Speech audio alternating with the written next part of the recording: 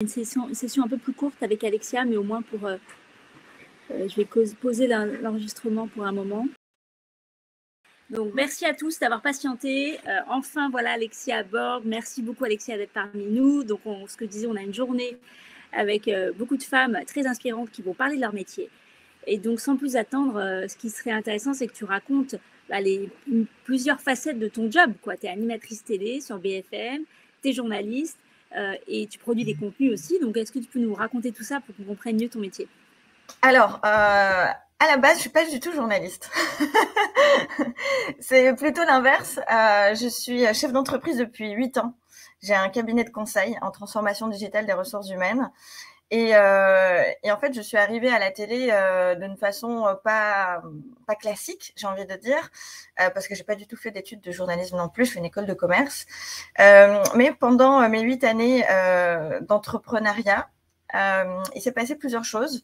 Notamment mon public. Mon public était à l'époque et toujours, mais ce sont des DRH ou des digital learning managers, mais surtout des DRH. Et en fait, à une époque, j'étais un petit peu gênée parce que les DRH n'étaient pas très à l'aise avec la tech et ne comprenaient pas beaucoup les bases de la tech. Donc, quand moi, j'allais vendre mes services de prestation de conseil en transformation digitale, je me rendais compte qu'en fait, mes interlocuteurs ne maîtrisaient pas une bonne partie du sujet. Donc, ce que j'ai fait, c'est qu'à un moment donné, j'ai créé un espèce de média, donc petit site internet pour vulgariser la tech à la base à mes clients, mais bon, pour tout le monde. Et je commençais à faire des petits articles. Et puis, un jour, le salon du Learning Technologies m'a dit, écoute, c'est sympa ce que tu fais, mais pourquoi pas le faire en vidéo et pourquoi pas dans notre événement, on te propose un stand gratuitement. Puis vas-y, interview des exposants. Ça peut toujours être un format un peu sympa, un peu différent pour ton site internet. Bon, alors moi, je vous cache pas que la première année, c'est hors de question que je me mette devant une caméra. Je voulais absolument pas faire ça. Je me sentais pas légitime, je me sentais pas belle, je me sentais rien du tout. Donc je me suis dit bon, je vais recruter quelqu'un pour le faire. En l'occurrence, un homme de plus de 40 ans qui maîtrise très bien le sujet.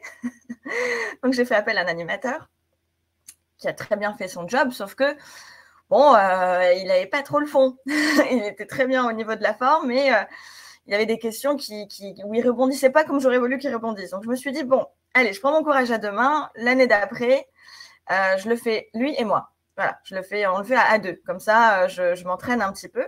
Et j'ai tapé à la porte de BFM Business cette année pour dire regardez mon contenu, peut-être qu'il peut être intéressant. Alors la première année, on m'a dit oui, pourquoi pas, mais ça va être sur le web, sur le web, mais pas que le web. En fait, c'était la première année, c'était carrément que les réseaux sociaux. Voilà, on peut le diffuser sur les réseaux sociaux. Donc il y avait un business model derrière ça, et j'ai dit bon bah ok, bon, au moins ça. Et puis j'ai quand même cette année-là interviewé la ministre du Travail, Muriel Pénicaud. Donc c'était quand même pour un premier exercice, je commençais fort. Et puis je me suis dit bon, en fait, c'est un exercice que je me sens très bien à faire toute seule. Donc l'année d'après, eh bien, je l'ai fait toute seule, toujours en partenariat avec BFM Business. Et j'ai continué comme ça mon activité de chef d'entreprise où je faisais un petit peu tout. Donc j'avais mon média qui s'appelait à l'époque DLM News, donc Digital Learning Management News, dans lequel une fois par an, je faisais cette petite interview dans les salons. Et puis, je continuais mon activité de consultante. Le Covid est arrivé, plus de salons, plus rien. Donc, je me suis dit, mais comment je vais faire? Moi, je ne vais pas me laisser faire par le Covid. Je vais louer un petit studio, un petit plateau télé. Et je vais continuer à faire la même chose, sauf que cette fois-ci sur le plateau télé. Bon, petit studio. Et j'ai fait ça. Donc, je passe j'interview comme ça chez les exposants dans le salon à un petit studio télé. Donc, on passe quand même un cran au-dessus parce que c'est quand même un peu plus sérieux.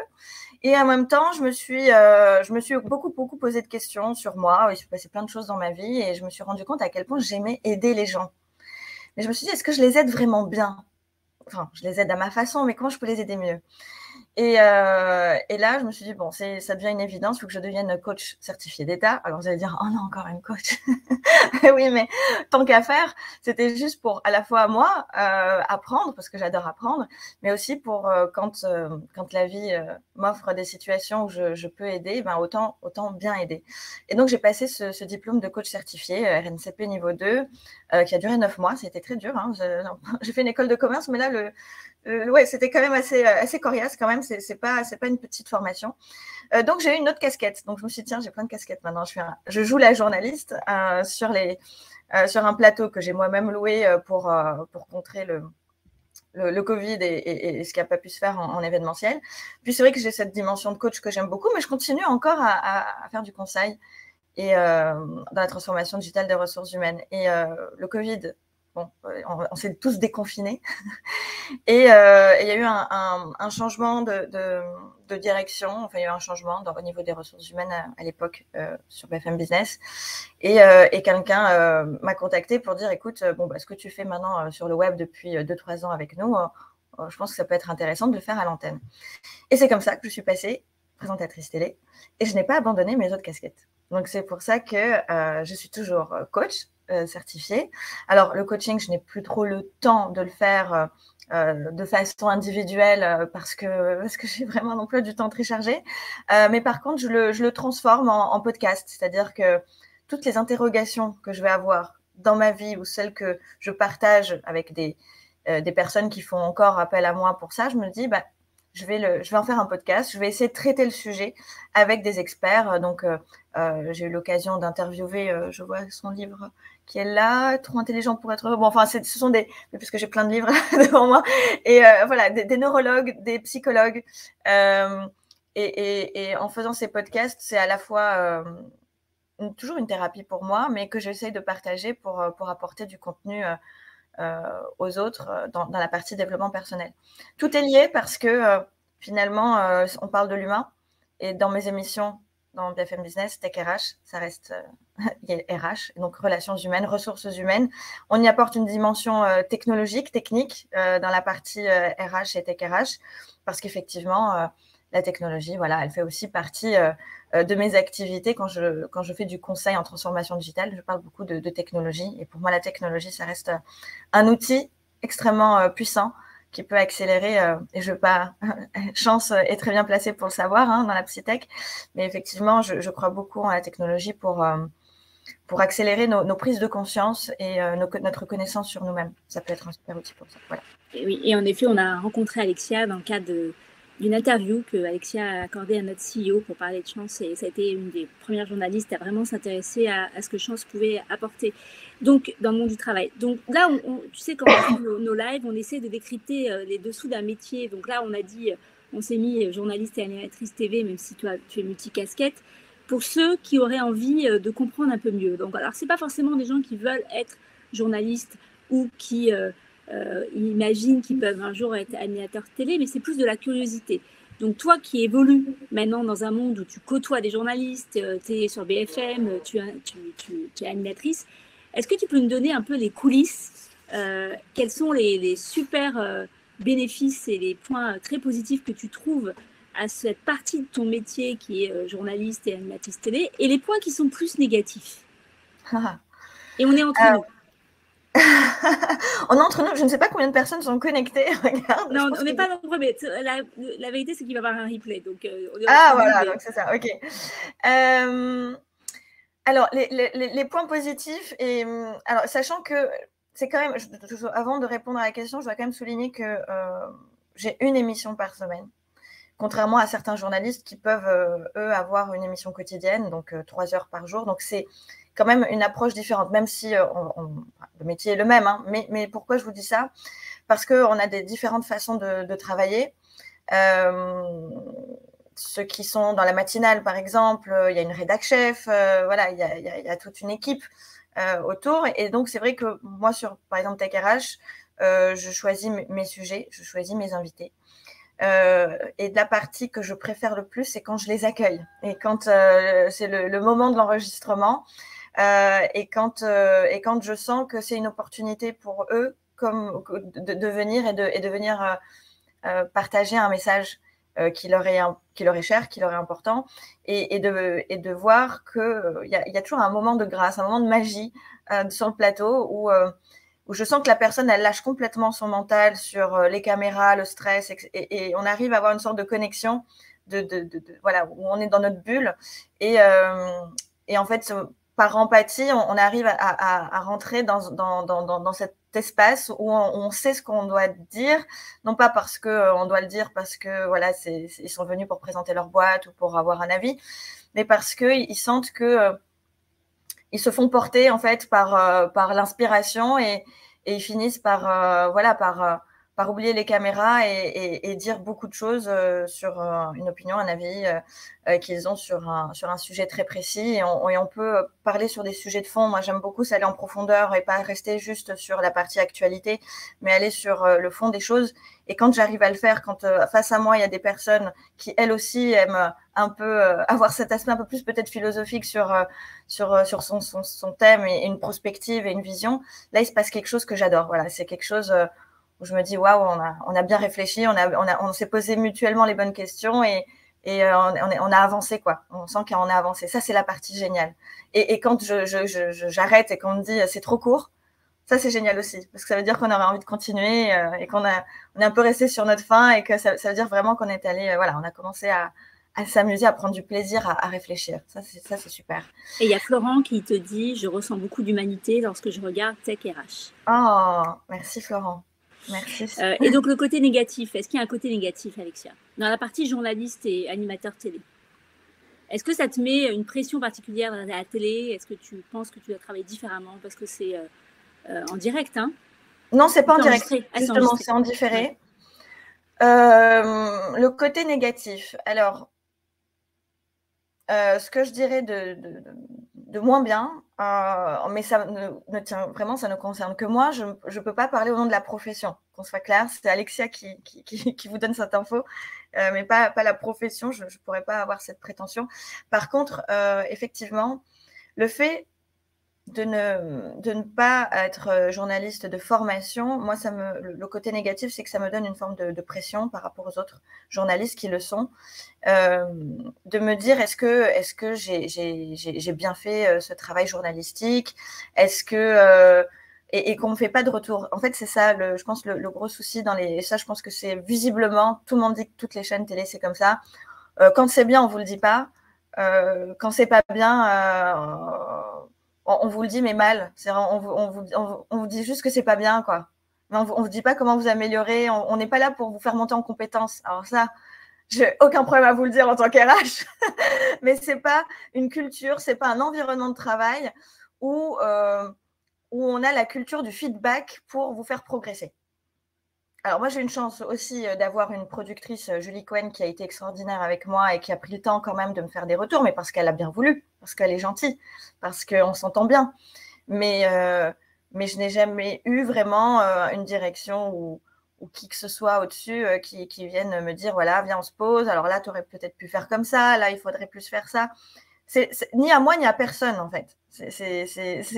Pour en avoir discuté, je pense que le problème du journalisme, c'est que, ça, je pense visiblement que c'est dans toutes les chaînes où on n'a pas, entre journalistes, cette bienveillance de faire un feedback et de se faire progresser mutuellement.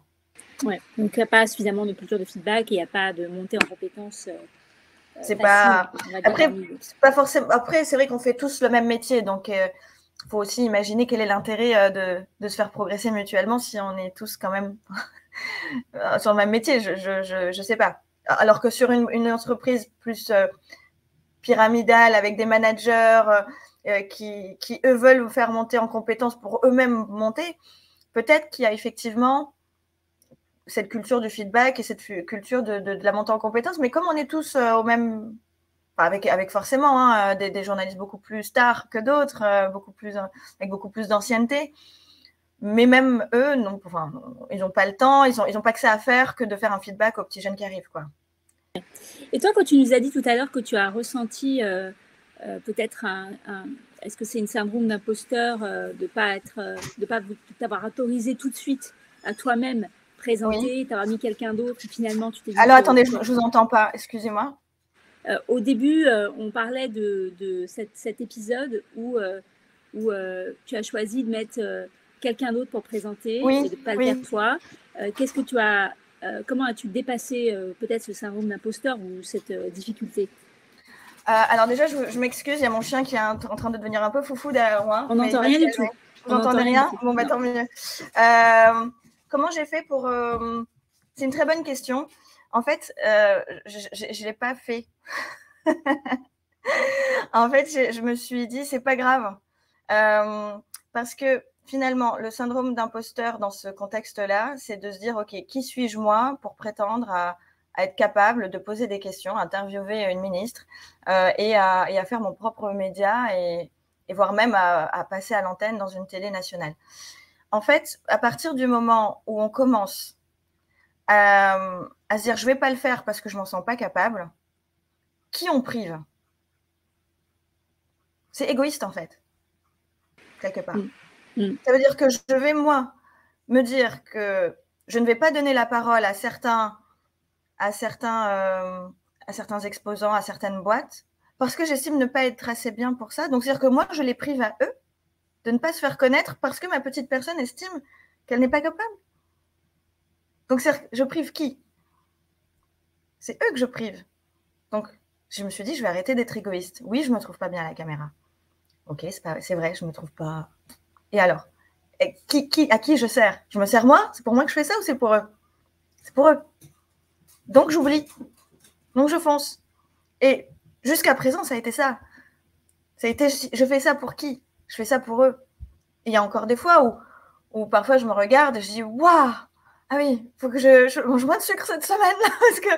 Et après, je me dis, bon, on s'en fout. Les gens, ils vont pas regarder que j'étais un peu mal coiffée. Ou bon, peut-être, ils vont regarder, mais so what? Qu'est-ce qu'on retient? On retient la personne qui s'est battue parce que voilà, elle a réussi à lever des fonds et parce qu'elle fait une cause assez noble, plus d'inclusion dans les sociétés, ou parce qu'elle a trouvé le chaînon manquant dans une partie des RH qui fait que ça peut accélérer le métier des RH. Donc en fait, c'est ça, le syndrome d'imposteur, c'est qu'au bout d'un moment, il faut arrêter de se regarder, quoi. Mais c'est une très belle leçon justement pour traverser ce syndrome d'imposteur et réussir à penser au bénéfice final, à l'utilité que ça apporte. C'est ça. Plutôt que, ouais. C'est ça. C'est très intéressant. Alors juste, comme il nous reste que quelques minutes, qu'on ait un problème de connexion au début, je veux libérer l'antenne à l'heure. Je peux comprendre. On enchaîne les lives aujourd'hui, donc il y a d'autres interviews qui ont lieu toute la journée, d'autres conversations qui ont lieu. Donc si vous avez des questions, n'hésitez pas à les poser maintenant pour qu'on ait une réponse d'Alexia. Donc en tout cas, moi je suis ravie qu'on a réussi à se connecter et à parler un peu plus en détail de lever le voile sur ce métier de journaliste animatrice TV, même s'il y a plusieurs activités. La question qui est souvent posée et que Marine apporte ici, c'est une question qui est liée à la rémunération et au financement. Donc alors là, j'entends, là, on est dans une situation où tu as plusieurs métiers, et donc conseil, coach, donc tu fais des contenus. Mais si on pense à la profession globale, sans que ça soit ta rémunération à toi du tout, mais la profession, comment rémunère-t-elle les journalistes? Alors, c'est vrai que moi, je suis vraiment un cas à part parce que déjà, je ne suis pas salariée de BFM Business. Je facture mes prestations au mois, enfin au nombre d'émissions. Donc, c'est vraiment un cas qui est vraiment pas commun. Donc, je ne peux pas vraiment vous parler de moi par rapport à ça. En plus, si on a une casquette business développement, voilà, tout ça peut être négociable. Mais de ce que j'ai entendu de la plupart des journalistes, le métier de journaliste n'est pas le mieux payé au monde. C'est même un métier que je trouve sous-payé par rapport à tout l'investissement que font les journalistes. Mais vraiment, je ne peux pas vous dire parce que ça dépend aussi des chaînes. Donc en fait, il y a aussi le métier d'animateur, présentateur et de journaliste. C'est encore deux choses différentes. Cyril Hanouna, il va gagner 500 000 euros par an ou par mois. Enfin, je ne sais pas, mais il a 1 ou 2 millions. Donc, alors qu'un journaliste qui fait de l'antenne tous les jours, il peut être entre 5 et 4 et 5, 6 000 euros par mois. Voilà. Donc, c'est alors que bon, voilà, il y a des journalistes qui vont donner du vrai contenu et qui vont faire du travail, un travail remarquable de recherche. Voilà. Et qui vont gagner 4, 5, 6 000 en fonction de l'ancienneté. Mais il y en a qui vont être animateurs comme Cyril Hanouna et gagner plusieurs millions. Donc, c'est un autre monde. C'est un autre monde. Merci beaucoup de ta franchise et ton honnêteté aussi, enfin, pour moi, de ta générosité d'avoir donné autant de visibilité à toutes ces boîtes et que tu continues à célébrer à chaque fois dans ton émission. Alors, je vous invite tous à regarder l'émission d'Alexia. Tu peux nous rappeler juste l'horaire de l'émission pour que tout le monde... Oui, c'est ce samedi à 18 h et le dimanche à 9 h 30. Voilà. Merci beaucoup, Alexia. Merci et désolée pour ce petit couac de démarrage. Désolée. Merci beaucoup. Merci. Au revoir.